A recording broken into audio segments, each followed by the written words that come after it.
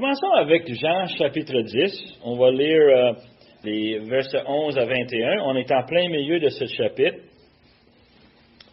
Et voici ce qui dit la parole de Dieu. Je suis le bon berger. Le bon berger donne sa vie pour ses brebis, mais le mercenaire qui n'est pas le berger et à qui n'appartiennent pas les brebis va venir le loup, abandonne les brebis et prenne la fuite. Le loup les ravit et les disperse. Le mercenaire s'enfuit parce qu'il est mercenaire et il ne se met point en peine des brebis. Je suis le bon berger. Je connais mes brebis et elles me connaissent. Comme le Père me connaît et comme je connais le Père, je donne ma vie pour les brebis. J'ai encore d'autres brebis qui ne sont pas de cette bergerie. Mais celles-là, il faut que je les amène. Elles entendront ma voix et il y aura un seul troupeau, un seul berger. Le Père m'aime parce que je donne ma vie afin de le reprendre. Personne ne me l'ôte, mais je le donne de moi-même. J'ai le pouvoir de la donner et j'ai le pouvoir de la reprendre. Tel est l'ordre que j'ai reçu de mon Père. Il y eut de nouveau, à cause de ces paroles, division parmi les Juifs. Plusieurs d'entre eux disaient, « Il y a un démon. Il est fou. Pourquoi l'écoutez-vous? » D'autres disaient, « Ce ne sont pas les paroles d'un démoniaque. Un démon peut-il ouvrir les yeux des aveugles? » Prions. Père éternel, on te remercie pour ta parole qui est là pour nous encourager, qui est là pour nous guider. Et Seigneur, on te remercie pour le fait que tu as placé des vérités ici pour nous, il y a tellement longtemps, mais que Seigneur, on puisse apprécier le travail de Jean, qu'on puisse penser à ce que toi tu voulais communiquer à ce moment-là, mais aussi pour aujourd'hui. Nous demandons ces choses par le beau nom de Jésus. Amen. Est-ce que vous croyez dans les concours de circonstances? Quand les enfants étaient petits, on avait un livre qu'on lisait qui c'était « Because a bug went catchou ». C'est une petite bébite qui va éternuer et à cause de ça, un paquet de choses va arriver. Il y a une graine qui va tomber d'une plante où ce que cette bébite était, qui va tomber sur la tête d'une autre bébite et que cette autre bébite va aller attaquer un autre et que ça finit qu'il y a un énorme chicane à cause d'un simple éternuement. Un concours de circonstances qui arrive, comme une lignée de dominos qu'on pousse puis qu'un enchaîne avec l'autre. Est-ce que vous croyez dans ces choses-là? Tu veux dire le hasard? Le hasard? Oui. C'est ça que tu veux dire? Oui? Non? OK. Mais, si c'était pas hasard, ça a l'air hasard, mais est-ce que c'est possible que c'est pas hasard?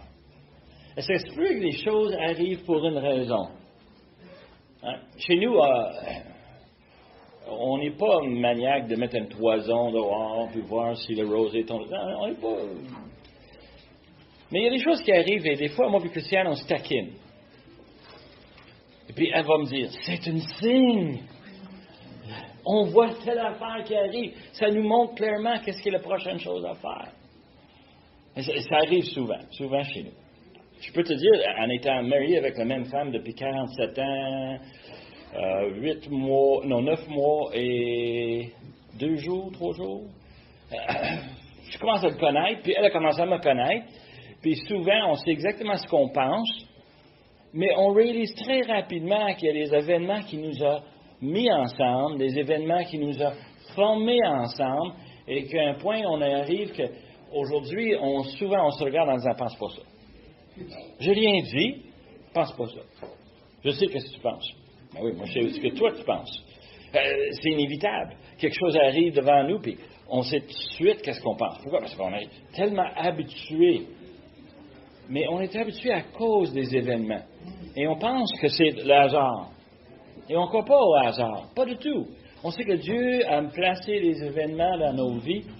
Et j'en parle ici parce que ce passage ici, c'est un parmi plusieurs de ces petits dominos qui tombent. on pense à notre Seigneur Jésus qui est venu sur la terre pour être un exemple, pour être un enseignant, quelqu'un qui va vraiment partager les bonnes nouvelles, les encouragements.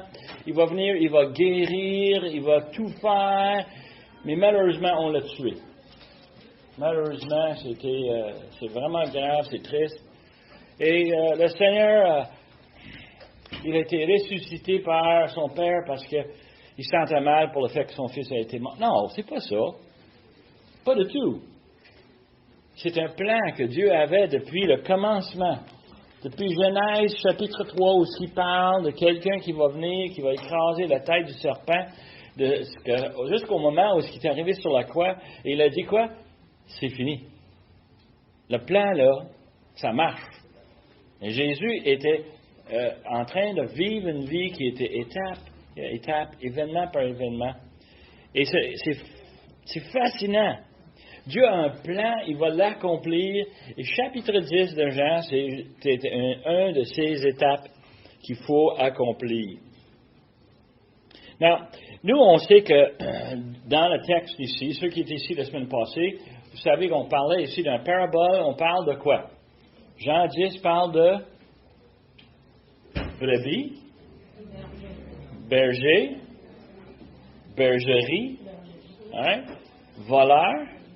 Et on va introduire un autre acteur dans l'histoire. Il va parler ici de mercenaire. On va parler un peu. Il y a une différence entre un mercenaire et un voleur.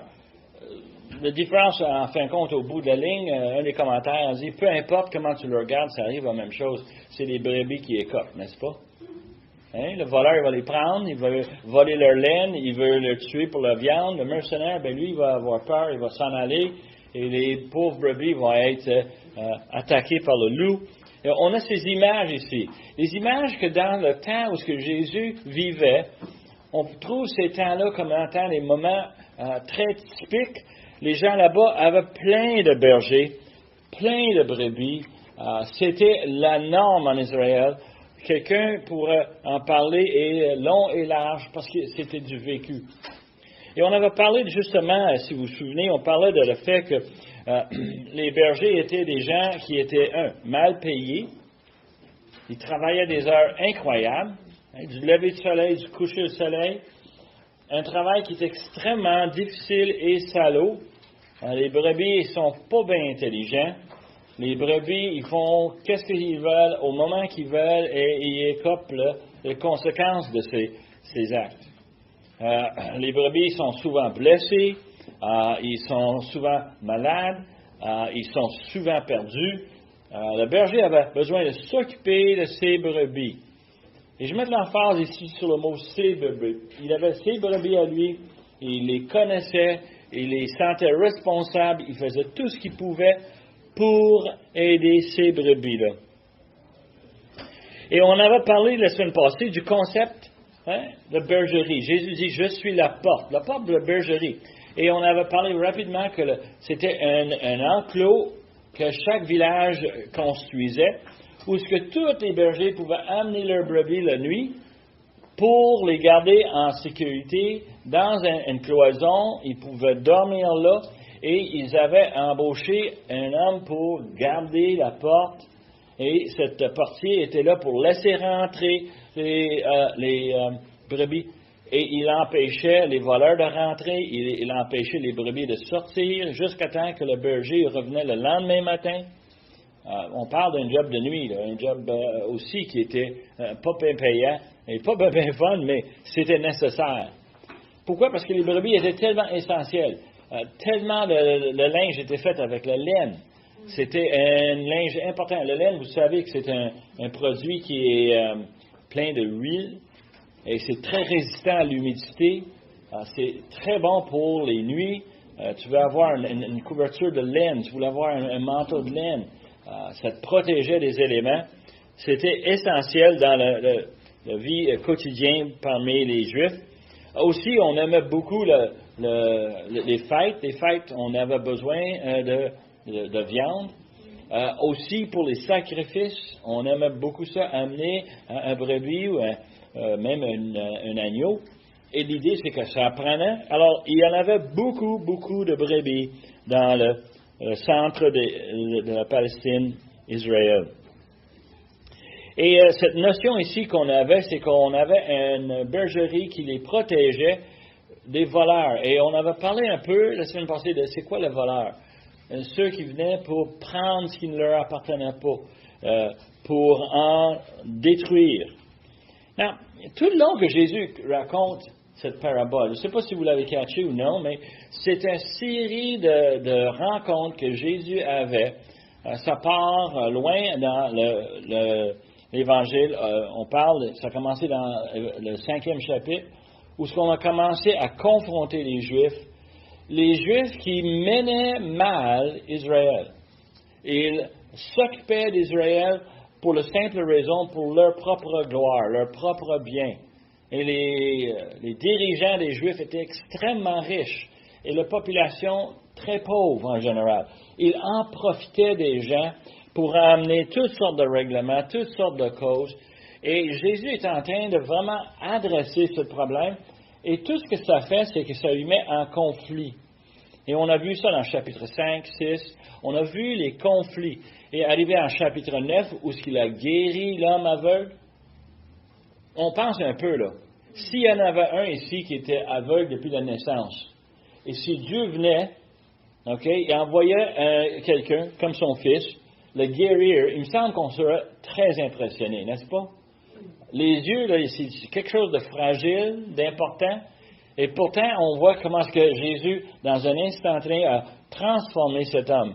Et sa vie a passé d'un mendiant, est un homme avec toutes ses facultés, capable de même avoir un débat avec les Juifs, duquel il a eu.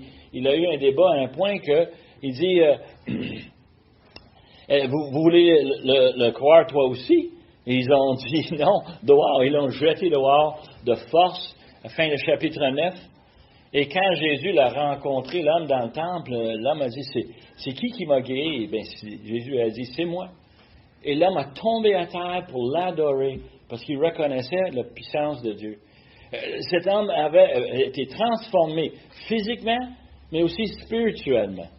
Et là, les Juifs ont commencé à questionner Jésus encore, en disant, ben nous aussi, on n'est pas aveugles. Et lui est en train de dire, si tu n'es pas aveugle, tu es encore dans tes péchés. Et ça termine le chapitre 9 avec ce conflit. Et on sait que les Juifs, on lit, Jean nous l'explique, ils cherchent à faire mourir Jésus. De tous les moyens imaginables, ils cherchent à l'attraper pour le faire exposer comme étant un blasphémateur, quelqu'un qu'on doit lapider sur le spot. Eux autres, ils sont convaincus que Jésus est un faux. Pourtant, Jésus les adresse constamment avec évidence. Mais si Jésus ne faisait pas des miracles, moi je serais tenté de croire les Juifs. Mais les miracles sont tellement présents. Et quand Jésus enseigne, c'est tout le temps entouré avec cette notion de ce qui est spécial. Alors quand on arrive à chapitre 10, on est le même jour, on est à la même place dans le temple, on a le même auditoire, on a la même conversation, on a le même dialogue. Et Jésus change de vitesse avec cette parabole de brebis, de bergers, de faux bergers, de mercenaires. Et il commence à donner des exemples à travers cette parabole. Et on a terminé la semaine passée avec l'expression où ce que Jésus a dit, qu'il est venu pour quoi? Offrir le salut. Il parle ici de choses importantes. Le berger est venu pour sauver les brebis. Et là, on a vu que cette histoire n'est pas isolée. C'est pas une petite histoire. Tu sais, à l'école dimanche, là, on fait venir les enfants, puis on les met dans un cercle, puis là, on leur raconte une histoire. Là, on choisit une histoire qui va les attirer leur attention. Daniel dans la fosse de lion, right? On prend un autre exemple, David avec Goliath. On choisit des histoires isolées qui aident à transmettre une vérité biblique importante pour les enfants. Mais ici, là, c'est une parabole qui est un parmi plusieurs d'autres choses qui se sont dites, qui se sont faites pour nous arriver à comprendre que Jésus est. Voici l'opportunité pour ceux qui ont été avec nous le printemps passé. Jésus est le Fils de Dieu, et qu'en croyant, on ait la vie éternelle. Jean, chapitre 20, verset 31. Hein? Et on a dit, ça c'est l'objectif. Jean veut convaincre son auditoire que Jésus est le Fils de Dieu.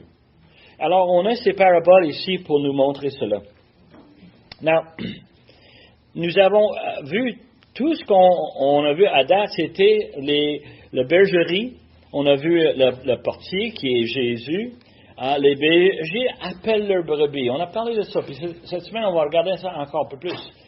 Le berger va simplement dire à ses brebis, viens-t'en.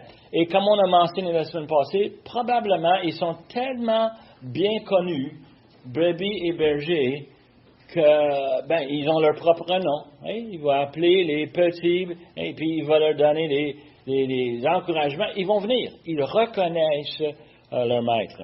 Et c'est fascinant de le voir. On voit ça avec plusieurs d'autres sortes d'animaux. Les chiens, on les appelle. Notre fille a un chien qui s'appelle Gonzo. Puis quand il vient, il veut nous voir, on lui parle, il réagit à nous. Il suit. Les chats, oublie ça, les chats sont pas comme ça. Tu peux les appeler tous si tu veux, les chats, minou, minou, minou, minou, puis les chances qu'ils viennent sont faibles, au moins que tu as quelque chose à manger des mains. Mais on le voit ici, cette notion d'avoir une relation intime. Et cette semaine, c'est ça qu'on va regarder. Parmi tous les éléments de la parabole, on va regarder cette relation intime entre le berger et ses brebis. OK, on arrive à ce point ici. Les bergers sont préoccupés par leurs propres brebis. Ils ont une vie très difficile. On va parler un peu de ça aussi. Et là, on arrive à verset 11, où ce que Jésus va expliquer le rôle du berger. Et pour l'expliquer, il va se mettre, lui, dans la place de berger. Et vous savez où est-ce que je m'en vais avec ça. On en a parlé la semaine passée. Le berger le plus important dans l'Ancien Testament, c'était pas David. Les Juifs pensaient que David était le plus grand des bergers. Et ils ont raison, mais la parole de Dieu nous amène à un autre berger encore plus important, c'est Dieu lui-même. Et Jésus va prendre justement ce rôle. Il dit que je suis le bon berger. Le bon berger donne sa vie pour ses brebis. Non, moi j'ai triché. Je sais que vous autres, vous avez triché. On a déjà lu la balance de l'Évangile, n'est-ce pas? On sait où est-ce que ça s'en va. Et quand Jésus dit quelque chose comme ça, ping, dans la tête, les lumières s'allument, on sait de quoi est-ce qu'il parle. Il parle du fait que Jésus va donner sa vie pour mes péchés, pour vos péchés. On comprend très très bien ce que Jésus est en train de dire, mais pauvres Juifs, à ce moment-là, les autres, ils n'ont pas la fin de l'histoire. Ils ne savent pas. Si les autres vont entendre ça, puis ils disent, il donne sa vie, de quoi est-ce qu'il parle? Et les Juifs, à ce moment-là, vont penser au rôle d'un berger. Le berger s'occupait du matin au soir des brebis. Qu'est-ce qui arrive quand un animal, une bête sauvage, attaque le troupeau? Je vais donner un exemple. David. Dans 1 Samuel 17, on a un récit où il est devant Saül et il explique comment est-ce que lui, il a défendu les brebis de son père, parce que lui était le plus jeune. C'est lui qui était envoyé comme berger. Et il s'est battu avec quoi? Avec un lion, et aussi avec un ours. Un ours. Et il décrit comment. Et ça, pour les Juifs, ça, c'était la norme. Un berger, sa job, sa responsabilité, c'est défendre les brebis. Puis s'ils se font attaquer, mais c'est à lui de trouver un moyen de se protéger. Un morceau de bois, un roche, n'importe quoi qu'on peut prendre pour essayer de défendre, chasser la bête, ils vont faire. Et il donne sa vie, parce que ça se peut-tu que des fois, la bête sauvage, il est tellement affamé qu'il va, tuer le berger pour être capable d'avoir accès aux brebis? Et on peut imaginer ce concept. Et les Juifs, je suis sûr que c'est ça qu'ils pensaient. Lorsque Jésus décrivait ça dans le temple, les autres ont dit, ouais, pauvre berger. Les historiens nous disent que si un berger perdait un brebis à une bête sauvage pour se défendre, OK? On ne veut pas se faire blâmer, right? Il faut qu'on fasse quelque chose pour se défendre. Il fallait qu'on aille chercher preuve que l'animal a été attaqué. ramener une patte, amener une oreille, amener un morceau de la bête pour dire, on t'a attaqué, garde ce qui reste de telle brebis. Il fallait qu'il donne des preuves. Et normalement, il fallait qu'il aille en arracher de bêtes sauvages pour avoir l'évidence nécessaire pour se défendre. Pour dire, j'ai fait ma job, j'ai tout fait pour le sauver, et puis la bête sauvage a réussi à tuer. Et voici tout ce qui reste. Ça me fait penser un peu, je ne sais pas vous autres, moi quand je préparais, je dis, ah ouais, Joseph. Joseph est dans le puits, et ils vont le vendre en esclavage, et ils vont développer une histoire pour se défendre devant leur père, Jacob. Ils vont amener une mensonge. Et qu'est-ce qu'ils ont pris? Ils ont pris le fameux manteau avec toutes les couleurs et ils l'ont taché avec du sang de chèvre pour dire, regarde, papa. Ah, pauvre Joseph. Pauvre Joseph, il n'est plus. C'est la même poutine. C'est incroyable de voir comment est-ce qu'on raisonne comme les êtres humains, hein? Et ici, on a cette notion ici que le berger doit donner sa vie. Et il y a des récits de bergers qui se sont battus avec des bêtes sauvages. Il y a des récits aussi dans l'histoire des bergers qui se sont battus avec des voleurs. Et c'était pas surprenant d'avoir un berger contre 2 ou 3 voleurs. Tu sais déjà, si tu es en train de battre avec 2 ou 3 hommes, les chances de survie sont minimes. Et il y a des exemples où il y en a qui ont été tués par les voleurs parce que les voleurs voulaient désespérément prendre les brebis. Ce qui est fascinant aussi, dans les commentaires, on lit que les conséquences, le berger donne sa vie pour le brebis, mais ce n'est pas garanti que les brebis sont sains et saufs, même si le berger a donné sa vie. Parce que dans la vie normale, si on tue le berger, wow, toutes les brebis sont à nous.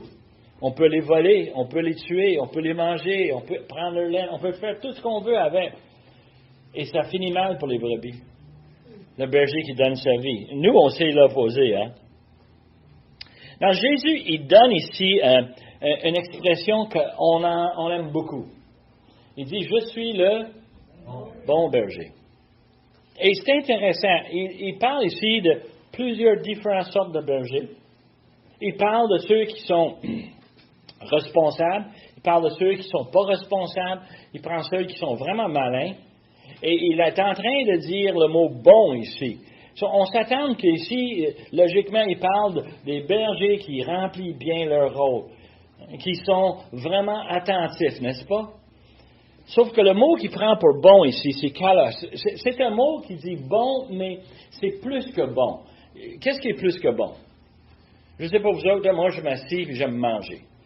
OK? Puis j'aime ça manger quand c'est bon. Puis un de mes patrons, je travaille dans une usine de nourriture, le patron m'avait dit, quand quelque chose est bon à manger, il dit, ça prend 3 choses. J'ai dit, 3 choses? Il dit, oui. Il dit, il faut que ça goûte bon. Ah oui, il faut que ça goûte bon. Deuxième chose ici, il faut qu'il y ait une texture agréable. Je ne sais pas vous autres, moi j'aime les chips, croustillants. Des chips moelleux là, qui sont là dans l'étagère depuis longtemps, c'est pas bon. Texture, très important. Puis la troisième chose qu'il m'a dit, il faut que ça paraît attrayant. Et ça, c'est le mot kalos ici. C'est bon au goût, c'est bon au toucher, c'est bon à regarder, c'est joli, c'est vraiment quelque chose, une apparence attrayant. Vous savez de quoi je parle, n'est-ce pas? Surtout quand on a des repas comme on a souvent ici à l'église, on arrive et on regarde, puis il y a des éléments qui ont l'air pas mal plus intéressants que d'autres. Je ne blâme pas personne, là, mais il y en a que tu regardes et tu te dis, ouais, si seulement je n'étais pas diabétique, hein, si seulement que je pouvais en remplir mon assiette, hein. Mais des fois, on doit aussi, on veut tout toucher. Ah oui, on veut tout essayer, je sais. L'idée ici, c'est quoi bon? Jésus est le bon berger. Il est bon. Il fait le job d'un berger. Mais plus que ça, il est attrayant. Il est quelqu'un qui devrait nous attirer. Je ne sais pas vous autres, mais moi, je suis attiré par notre Seigneur. Quand on en parle, je ne sais pas vous autres, moi, le meilleur parti dans les Écritures, C'est les 4 évangiles. Pourquoi? Parce qu'ils me parlent de Jésus. Je vois Jésus en action. Je vois Jésus, comment est-ce qu'il avait compassion, comment est-ce qu'il aimait ses brebis, comment est-ce qu'il s'occupait de ses brebis. On va regarder ça en détail. Et on va réaliser très rapidement, là, c'est que c'est plus que juste bon. C'est vraiment bon. Et Jésus est vraiment le bon berger. Il dit ici qu'un berger, il était un bon berger, il remplit le rôle. Le rôle, j'ai déjà mentionné, c'est un rôle de 24/7. Quand les brebis arrivaient dans la bergerie, le rôle du berger est fini. Non, c'est pas fini. On sait très très bien à travers l'histoire, c'est que le berger, lorsqu'il amenait les brebis à la bergerie, il prenait son bâton, il les arrêtait un par un et il les surveillait. Sa patte, est-tu bien? Est-ce qu'il est bien guéri, la patte? Non? OK, on va le soigner. On va le laver. On va mettre de quoi là-dessus pour aider ce berger-là. Oh, ce berger-là, il est sale. On va le nettoyer. On va le laver. Et chaque berger était examiné et le berger s'occupait de ses brebis littéralement 24/7. Quand un voleur allait dans le berger voler un brebis, qui tu penses qui se sentait coupable? Moi, j'étais chez moi et un de mes petits-enfants s'est blessé. Non, c'est pas moi qui l'ai blessé, mais je me sens mal pour mon enfant et je me sens même coupable. Est-ce que j'aurais pu pas faire quelque chose d'autre pour empêcher le petit de se faire mal? Il s'est trébuché, il s'est heurté sur quelque chose. C'est-tu moi qui ai laissé traîner quelque chose? C'est normal. Pourquoi? Parce que je me sens responsable. Le berger, c'est comme ça. Lui, c'est brebis à lui. Il s'inquiète pour eux autres. Oui, ils s'inquiètent pour les brebis des autres, mais ils ne sont pas à moi. Ils ont un berger, eux autres. Le berger, lui, va s'occuper. Moi, j'en ai des miennes. Et on voit ça, l'image que Jésus donne dans un autre parabole, où il parle de 99 bergers, 99 brebis qui sont sains et saufs, mais il en manque un, le 100e. Et qu'est-ce qu'il fait? Il quitte le troupeau pour aller le trouver. Et quand il trouve, il célèbre avec cette brebis qu'il a trouvée. Il a une responsabilité pour ses propres brebis. Il dit, il donne sa vie pour les brebis, verset 11. Pour ces brebis, le mot en grec c'est huper. Huper, c'est un mot qui veut dire en échange. C'est un mot qu'on s'en sert souvent dans le Nouveau Testament, à l'apôtre Paul, à l'apôtre Pierre. On se sert de ce terme-là. On dit, est en train de faire un échange. OK? Il donne en échange, un substitut. Le mot, souvent, on va le voir, expiation. Jésus a donné sa vie pour ma vie. C'est un échange. Moi, mes péchés, Jésus les a pris sur la croix. Et c'est toutes ces bonnes actions, toutes ces bonnes choses qu'il a faites, sa bonté est devant l'Éternel, comme si c'était la mienne. Il y a un échange qui s'est fait, une expiation, un paiement. Il dit qu'il donne sa vie. Le mot ici pour vie, on pense à la vie Zoé. La vie, c'est pas ce mot-là. C'est un autre mot, c'est un mot qui est Suke. Suke voulait dire la vie, mais la vie complète de l'âme. Moi, j'ai un corps qui fonctionne. De plus en plus, il fonctionne de moins en moins bien. OK? Mais c'est mon corps, c'est ma vie. Je suis très content et rempli de gratitude pour l'avoir. Mais moi, je suis plus qu'un corps. J'ai un esprit. Je raisonne. Dieu m'a donné la capacité d'imaginer des choses et ensuite de les faire.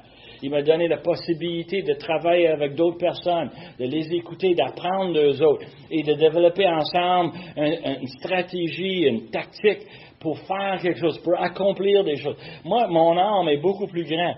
Quand j'arrive devant les Écritures, tous les bobos de ma vie disparaissent. Pourquoi? Parce que là, mon esprit est en train de se faire nourrir de la parole de Dieu. So, quand je parle de la vie ici, Jésus dit que le berger donne sa vie, c'est qu'il donne son âme pour ses bergers. Et on a cette image que Jésus a donné beaucoup plus que juste mourir sur la croix. Il a donné son existence pour nous. Et c'était un échange très, très apprécié. Mais là, verset 12, on nous introduit un autre caractère, le mercenaire. Le mercenaire n'est pas le berger. Hein? Il n'est pas le berger parce qu'il n'appartient, les brebis ne lui appartiennent pas. Il n'a pas le sentiment d'appartenance. Et j'ai un exemple que je voudrais sortir. C'est un exemple que moi j'ai vécu plusieurs fois dans ma vie. J'espère que vous ne l'avez pas, mais je suis sûr que vous l'avez vu aussi. Combien de vous avez été dans une église où le pasteur a quitté? Moi et Christiane, on était jeunes chrétiens, jeunes couples, et on est dans une église, et on a un pasteur qu'on aime énormément, un pasteur depuis des années qui s'occupe de nous, qui nous nourrit fidèlement, et pour quelques raisons, il donne sa démission. On n'a jamais compris pourquoi. Vraiment, on n'a pas vraiment d'explication. Et ensuite, on est allé dans une autre église à cause de travail, on a déménagé. Devine quoi? À peu près 6 mois après qu'on est là, le pasteur donne sa démission. Ah. Je ne sais pas, moi, comme brebis, là, je me sens un peu maltraité, hein? Où est-ce qu'il est, mon berger? Pourquoi est-ce qu'il peut sentir la liberté? On s'en va dans une 3e église, hein, à Chelmsford. Le pasteur quitte la semaine qu'on arrive. On arrive, il y a une fête. Je dis, c'est quoi la fête? Le pasteur s'en va sur le champ missionnaire. Mais c'est vous qui l'avez poussé? C'est peut-être moi. C'est peut-être nous autres, Christian, je ne sais pas. Mais on a cette image de quelqu'un qui fait un job, puis à la fin d'un certain terme, un mandat, il s'en va. Et on peut avoir des bonnes excuses, des bons raisonnements, et il n'y a pas de problème avec ça. Cependant, comme brebis, c'est dur. Et moi, Christiane, ça nous est arrivé quoi? Peut-être même une dizaine de fois. Et on se pose la question, pourquoi est-ce que le Seigneur permet cela? Et ça, c'est un exemple d'un mercenaire, quelqu'un qui fait le job. J'en parle parce que moi, j'ai un livre que j'aime beaucoup, un livre qui est écrit par John Piper, qui dit, « Mes frères, nous ne sommes pas des professionnels. » Le livre est au sujet de quoi? Le mandat de s'occuper le berger, c'est un job de 24/7. C'est un job que Dieu nous a donné, un job que nous, on ne peut pas juste décider un jour que ça ne nous tente plus de le faire. Si on ne veut pas être un mercenaire. Le mercenaire, il travaille pour un salaire. Moi, je m'occupe des brebis de 6 heures du matin à 6 heures le soir, puis après ça, là, tu me donnes ma paye, puis bonjour la visite. Vous connaissez un peu de monde de même? Moi, je travaille avec quelques-uns de même. C'est un peu triste. Hein? Il y a du quoi à faire. Ils n'ont pas le sentiment d'appartenance. Ces brebis ne sont pas partie de moi, partie de ma famille. Quand on donnait les instructions au peuple d'Israël de donner l'agneau pour le Pâques, les instructions, c'était de prendre un agneau et de l'amener dans la maison. Prendre un agneau, puis l'amener dans la maison pendant une semaine. Puis après une semaine, de l'égorger. Peux-tu voir qu'est-ce que ça faisait? Pauvre enfant, on a un petit mouton à la maison, il est tout propre, on le lave, il est tout le temps autour de nous, puis là, on va l'égorger. Pourquoi? Pour payer nos péchés. L'image de l'agneau précieux, membre de la famille. On a cette image ici quand on regarde notre Seigneur, qui a vécu avec ses disciples pendant 3 ans. Et après 3 ans, il donne sa vie. Peux-tu voir comment ils étaient blessés, eux autres, perdre Jésus? C'était plus qu'un professeur, c'était plus qu'un rabbi, c'était membre de leur famille. On le voit. Verset 14, il dit, « Je suis le bon berger. Je connais mes brebis, elles me connaissent. Comme le Père me connaît et comme je connais le Père, je donne ma vie pour les brebis. » Très important comme verset et très important parce que ça revient à plusieurs reprises à travers chapitre 10. Et ça, il faudrait qu'on prenne quasiment un dimanche au complet pour regarder qu'est-ce que Jésus voulait dire. Je connais mes brebis. Elles me connaissent. Le Père me connaît comme je connais le Père. Comme le Père me connaît comme je connais le Père. Et ensuite, il dit, je donne ma vie pour les brebis. Ça ajoute une profondeur énorme dans cette parabole. Si on retourne à Genèse chapitre 4, on lit que Adam a connu sa femme, Ève, et elle a eu un enfant, Caïn. Le terme « connaît », c'est un terme hébreu qui voulait dire « je connais ». Connaître dans un sens moi, je connais bien les choses, je ne sais pas vous autres, mais on regarde l'Internet, on s'informe, on a toutes sortes de connaissances, mais ce n'est pas cette sorte de connaissances. Adam et Ève ont été créés à chapitre 2.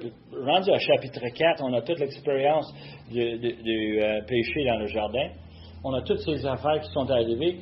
Il ne peut pas dire qu'il connaît Ève. Oui, c'est cette créature là-bas qui est tellement attrayant et tellement impressionnant. Non, c'est pas ça. C'est pas cette sorte de connaissance-là. Ses dimensions, la façon qu'elle paraît. C'est de connaître intimement. Et entre un homme et une femme, on parle de vivre ensemble intimement, on se connaît. Cette connaissance qu'on parle, d'intimité. Quand Jésus parle de son Père me connaît et moi je connais. C'est pas que Dieu connaît Jésus comme étant un des milliards d'humains sur la planète. C'est pas ça qu'il parle. J'ai un inventaire, puis oui, justement, il y a Jésus de Nazareth. Ah, oui, je le connais. Non, c'est pas ça qu'il parle. Jésus connaît Jésus connaît le Père parce que depuis son enfance, il a entendu parler de l'Ancien Testament. Non, c'est pas ça. On parle ici de Trinité. 2 membres de Trinité, et ils ont une relation très intime. Et si on regarde les passages où Jésus fait référence à son Père, il ne parle pas de quelqu'un à une distance. Il parle de quelqu'un de très proche. Quelqu'un avec qui il est en constante communication, qui connaît la volonté de son Père, qui fait le travail de son Père. Son Père et lui, ils sont un. Et tu peux voir où est-ce que les Juifs sont vraiment fâchés. Un homme s'identifie comme étant quoi? Un avec Dieu le Père. Les Juifs ne comprenaient pas le concept de Trinité comme nous le connaissons aujourd'hui, et nous avons les Écritures qui nous informent. Mais les autres avaient l'Ancien Testament, et ils n'avaient pas cette vision, cette perspective. Ici, on parle ici de l'intimité qu'il avait. Et ce qui est important pour nous en lisant ce passage-là, c'est pas que Jésus connaît le Père et le Père connaît. Ça, c'est bien, c'est bon. Mais c'est le fait que, quoi? Je suis le bon berger, je connais mes brebis. L'intimité que Jésus a avec le Père, nous, on peut l'avoir avec Jésus. Quand ça ne va pas bien, on est capable de se mettre à genoux et dire, « Oh Seigneur, je ne sais pas quoi faire. Tu me permets de cette épreuve, tu me mets dans cette situation. » On est capable de lui parler intimement. Et devine quoi? Il veut te parler intimement, te partager. Oui, je sais, sois patient, tu vas voir, tout va tourner pour le bien. Jésus est là pour ses brebis et moi, je suis tellement content d'être un de ces brebis. Non, j'en parle parce que le prochain passage qu'on arrive, on a quoi?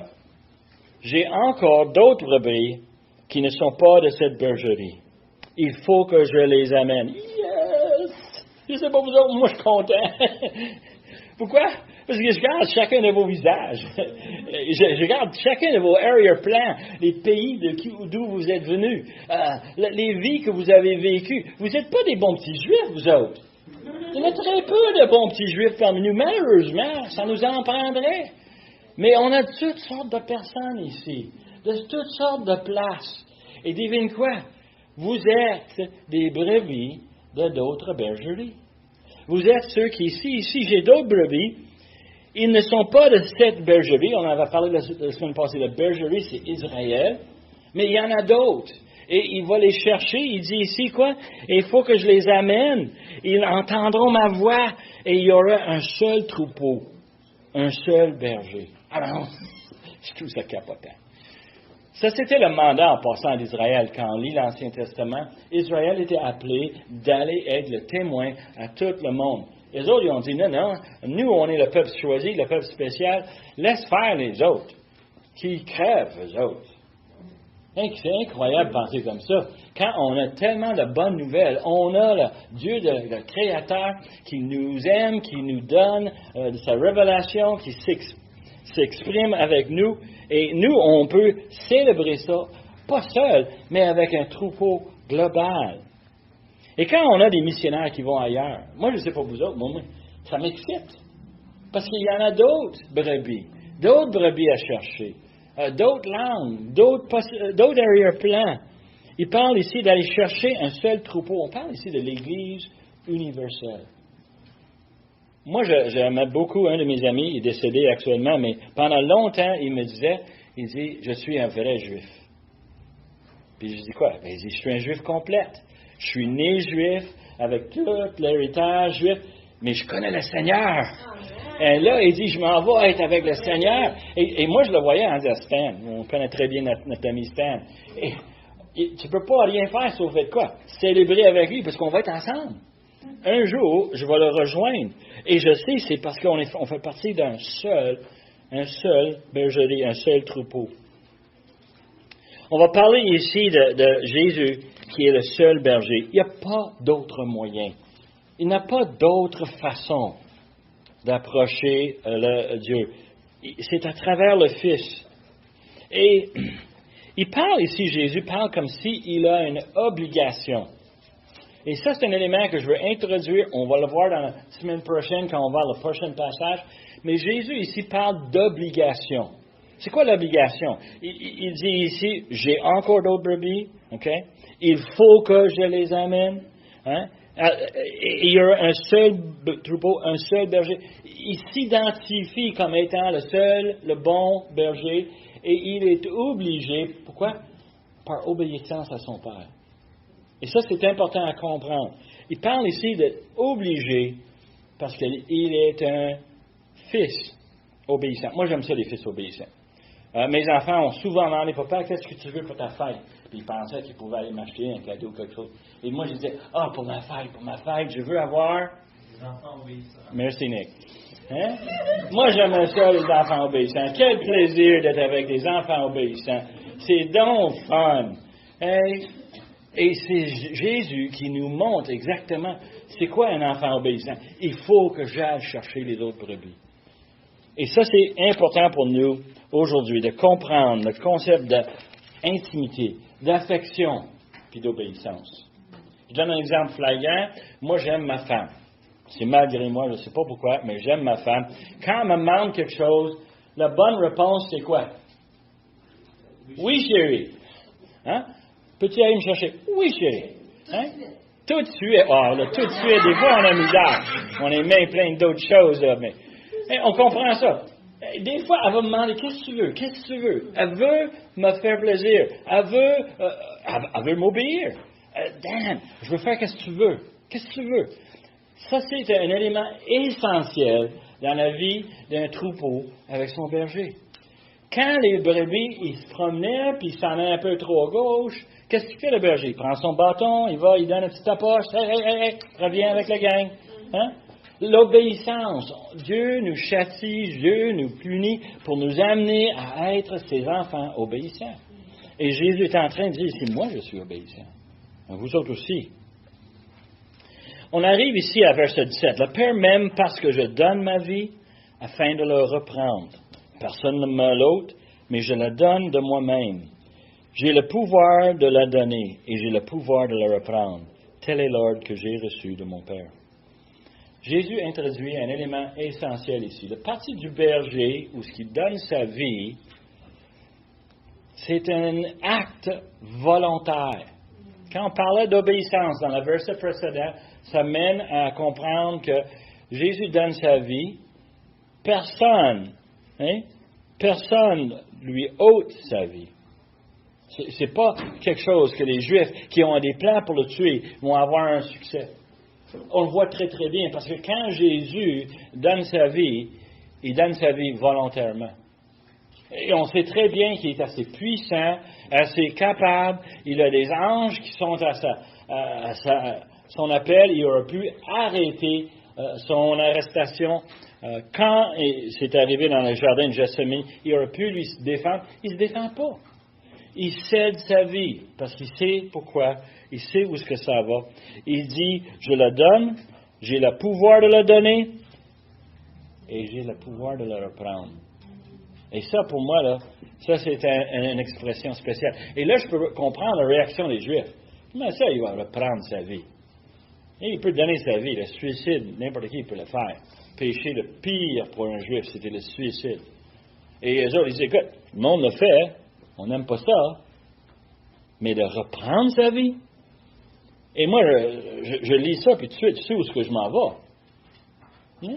Moi, je pense, le dimanche matin, après le Pâques, Jésus a pris sa vie. Il l'a repris. Et il a le pouvoir de le prendre. Et ensuite, il dit quoi? Tel est l'ordre que j'ai reçu de mon Père. Obéissance. Oui, dans le jardin, il a dit, Seigneur, si c'est possible, ôte cette épreuve de moi. Right? Il a demandé, mais, vas-y, ta volonté soit faite. Yeah. Est-ce que vous êtes d'accord? On lit ça, puis on commence à comprendre que Jésus, ici, il parle de réalité.